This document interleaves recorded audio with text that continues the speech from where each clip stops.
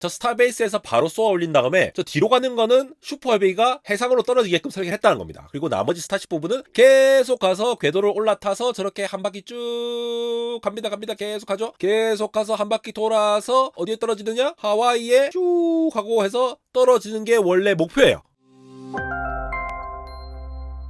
네, 여러분 반갑습니다. 내공학 에러입니다. 스페이스X에서 스타쉽을 두 번째로 쏘아 올린 테스트가 있었습니다. 지난 주말이었죠. 지금 보시다시피 저 거대한 스타쉽이 슈퍼헤비의 추진체 부스터를 활용해서 저렇게 뽕뽕뽕 쏘아 올려지는 모습을 보실 수가 있는데요. 지난번 첫 번째 발사에서도 굉장히 큰 성과를 얻었다라고 하는데 그 부분과 달라진 부분들, 그리고 이번 발사에서 성공적이었던 부분과 앞으로 보완해야 할 점들을 좀 간결하게 정리를 해보았습니다. 다양한 이미지와 영상을 준비했으니까 함께 즐기면서 봐보도록 하시죠. 스타쉽에 대해서 잘 모르시는 분들을 위해서 간략하게만 설명드리자면은 인류가 만든 가장 거대한 로켓이라고 보시면 됩니다. 지금 저 앞쪽 부분에 해당하는 스타쉽이라는 부분이 있고요. 그 뒤에 추진체로서 슈퍼헤비라고 불리는 부스터가 있죠. 높이가 120m에 해당하고요. 한 번에 100명 이상을 화성으로 보내는 진짜 목표를 가지고 만들어지는 거니까 이게 진짜 인류의 어떤 염원을 가진 감성 충만한 부분이 있거든요. 한 번 이렇게 저렇게 쏘아 올려지면은 100에서 150톤을 궤도에 올릴 수 있다라는 걸 목표로 하고 있는데 이게 이번이 두 번째 발사라는 거죠. 이전에 첫 번째 시도에서는 약 3분 동안 비행을 했거든요. 그럼에도 불구하고 폭발을 했지만도 언론에서는 막 그랬어요. 막 폭발을 했네, 완전 망했네 이렇게 얘기를 했지만도 성공적이라고 봤다라는 것이 이 맥스큐라는 지점을 통과했다라는 것이었습니다. 저 밑에 슈퍼헤비에 저 동그라미 똥똥똥똥 돼 있는 거 있죠. 저게 바로 랩터 엔진인데 랩터 엔진 33개, 그 위에 스타쉽은 또 6개를 갖고 있거든요. 저 밑에 있는 33개가 있는데 저게 1차 시도거든요. 자세히 보시면은 1차 시도 때는 꺼져 있는 랩터 엔진을 보실 수가 있습니다. 처음에 3개 꺼지고 그 다음에 뭐 6개까지 꺼졌다라고 알려져 있는데 이렇게 33개로 추력으로 쭉 나아가야 하는데 중간에 엔진들이 버티지 못했다거나 아니면 여러가지 결함 문제로 꺼졌다는 게 지난번에 문제였죠. 그렇다 보니까 추력을 이제 잃어버리게 되니까 한 6개니까 거의 한 20% 날아간 거잖아요. 쭉쭉 밀어줘야 되는 힘이 있어야 되는데 그걸 잃어버리니까 점차 이게 막 뺑글뺑글 돌면서 빵 터졌다 해가지고 스페이스X에 쏘아 올린 게 터졌대 라고 해서 좀 대서특필이 되기도 했는데요. 그럼에도 불구하고 성공적이었다는 부분이 바로 이 맥스큐라는 지점을 클리어했다라는 거죠. 맥스큐라는 지점을 간단히만 말씀드리면은 그냥 이 우주선이 막 이렇게 그 대기를 뚫고 나갈 때 막 엄청난 힘을 받잖아요. 이 힘을 받을 때 가장 그 압력이 세지는 부분, 그 부분을 이제 맥스큐라고 지칭을 합니다. 우리가 자동차나 뭐 비행기 만들 때도 이렇게 좀 약간 유선형을 만들잖아요. 이게 공기에 의한 항력의 압력을 최대한 줄여서 이렇게 뒤로 내보내기 위함이잖아요. 근데 이게 우리가 자동차로 그냥 끌 때는 뭐 속도를 내봐야 아무리 내봐야 뭐 200km 정도? 정말 많이 내서 300km라고 합시다. 그 정도 되면은 물론 스포츠카 같은 경우는 더 유선형으로 만들어지지만 이 스타쉽 같은 경우에는 엄청난 속도로 날아가잖아요. 그러면은 공기 저항을 무시할 수가 없는 거예요. 그만큼 기체 자체를 엄청난 압력으로 압박하고 있기 때문에 이거 자체를 엔진뿐만 아니라 모든 추진체, 발사체, 스타쉽 자체가 이걸 견딜 수가 있어야 한다는 게 되겠죠. 그래서 이걸 우리가 동압, Q라고 표현을 하는데 이 동압이 대기의 밀도에 따라서도 그리고 속도에 따라서도 계속 올라가기 때문에 대기의 밀도가 점점 낮아지고 있긴 하지만 속도도 계속 올라가기 때문에 어느 시점에서 딱 맥스를 치는 부분이 있다는 거죠. 그 맥스 Q를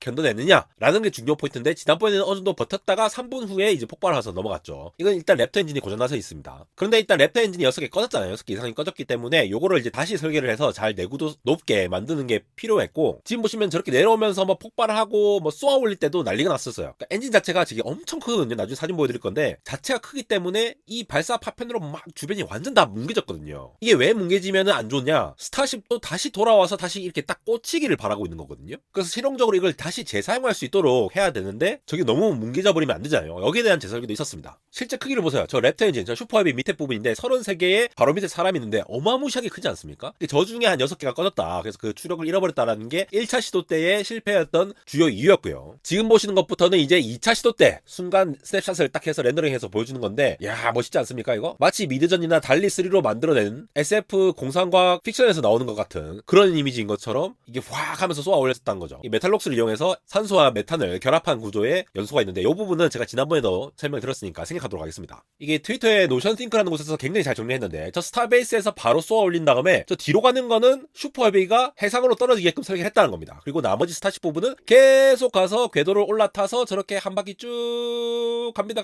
계속 가죠. 계속 가서 한 바퀴 돌아서 어디에 떨어지느냐? 하와이에 쭉 하고 해서 떨어지는 게 원래 목표예요. 그래서 좀 이따가 저 실제 모습을 보실 건데 슈퍼헤비가 저렇게 돌아가지고 자기는 자기 트랙을 따라서 저렇게 돌아가야 되고 나머지 스타쉽은 계속 저렇게 가야 되는 게 원래 계획이었습니다. 이번에는 이제 테스트이기 때문에 저 슈퍼헤비가 저렇게 돌아가지고 해상으로 떨어지게끔 했지만 나중에는 이제 스타베이스로 다시 돌아와가지고 착지할 수 있도록 이렇게 발사대로 떨어질 수 있도록 하기 때문에 발사대도 재사용이 가능해야 된다라는 부분이 중요하다는 것이죠. 이를 위해서 새로 도입한 것이 워터 딜루지 시스템이라고 하는 것인데, 이 발사대 주변에 로켓이 쏘아 올려지면은 주변에 뭐 온도는 어마어마하게 뜨거울 거고 또 압력이 또 어마무시하겠죠. 그래서 이런 열이나 충격발을 이제 대응을 하기 위해서 물을 막 이렇게 뿌리는 거예요. 지금 보시다시피 이렇게 물을 막 뿌려가지고 열을 일단 감소시키게 하고 주변의 구조물들을 막 이게 망가뜨릴 수 있기 때문에 요거를 물을 통해 가지고 이 충격파 자체를 좀 완화시키려고 하는 거에 되겠습니다. 소음도 감소시킬 수 있겠죠. 이거 쏘올 때마다 막 엄청나게 시끄러울 거기 때문에. 그래서 실제로 올려질 때 저렇게 왼쪽에 저 슈퍼 헤비 밑에 있는 33개의 랩터 엔진이 쫙 켜지면서 지금 스피드 올라가는 거 보이십니까? 쭉쭉쭉 올라가죠. 저렇게 쭉 하고 올라갑니다. 지금 슈퍼 헤비가 끄끄 물을 밀어주는 거죠.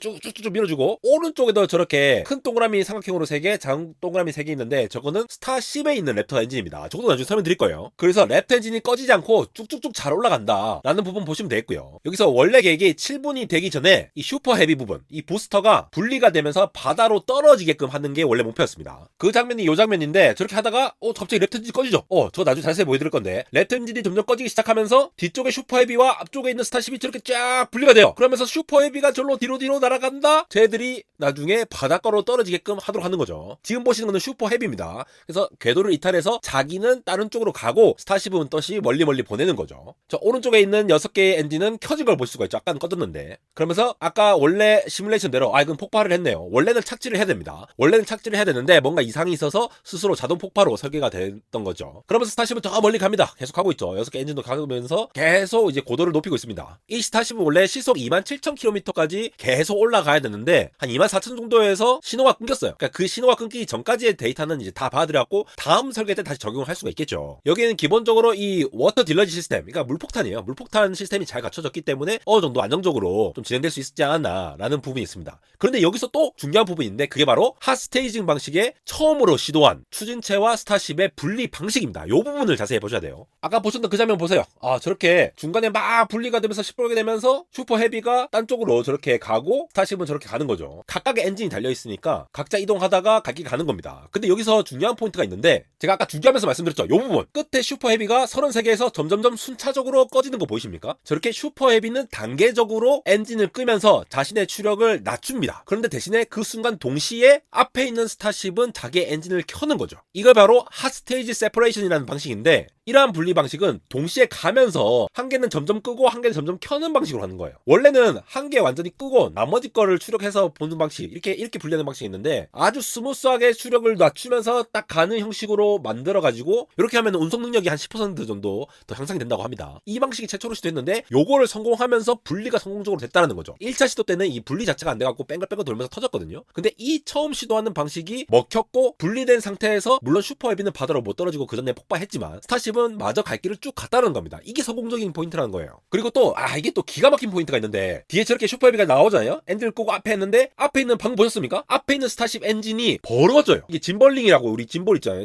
짐벌처럼 짐벌링이라고 이게 싹 벌려지거든요. 다시 한번 보실까요? 요 가운데 불 켜진 부분. 저게 엔진이 살짝 벌어지면서 뒤쪽에 있는 슈퍼 헤비의 간섭을 안 받으면서 쏘아졌다가 다시 쏘아질 때는 안쪽으로 들어옵니다. 우리가 스마트폰의 OIS 기능이라든가 떨림 방지 이런 거 그거 할 때 짐벌링을 하는 것처럼 얘도 엔진을 살짝 벌려서 분리를 한 다음에 완전히 디태치 됐다 떨어졌다 하면은 자기 원래 위치대로 돌아와서 하는 구조를 가지고 있다는 거죠. 이렇게 하면서 핫스테이징을 제대로 성공시켰다는 부분이 상당히 성공적인 요소로 주목받는 것이죠. 진짜 화성 갈 거니까 뭐 이런 거 할 때는 좀 약간 장난 같았잖아요. 근데 이 장면 이거 음성 틀어놓고 보시면은 외경심이 장난이 아닙니다. 와 진짜 뭔가 인류의 뭔가 꿈을 싣고 가는 것 같은 그런 압도적인 그 스케일의 느낌을 주거든요. 그냥 로켓 쏘네 하고 느껴질 수도 있어요. 근데 실제로 그 크기를 조감해보면 엄청난 추력으로 저렇게 긴 꼬리를 가지면서 쏘아 올리는데 원하는 대로 서로 디태칭을 하면서 그 섬세한 동작들 짐벌링을 하면서 로켓을 벌리고 다로 떨어지고 자기 갈 길 가고 이런 것들을 시도를 하고 있다는 거죠. 아직 스타쉽을 만든 게 한계가 더 있다고 해요. 근데 FAA의 승인이 있어야 되기 때문에 뭐 바로 쏘아줄 것 같지는 않고 또 지금 얻은 데이터를 토대로 해서 다시금 뭔가를 궤도에 올리는 그러한 것들을 할 걸로 보입니다. 이렇게 인류가 화성으로 가는 꿈을 스타쉽의 테스트를 통해서 좀 짐작해 볼 수 있는 부분이 아닌가 싶은데요. 제가 좀 감기 걸려서 계속 삑사리를 하는데 지금까지 들어주신 분들 정말 감사하다는 인사를 드리면서 앞으로도 스타쉽이 그리고 스페이스X가 열어갈 화성 정복의 꿈이 얼마나 빠르게 진전이 되어갈지 계속 알려드리고자 하는 안달공학 에러였습니다.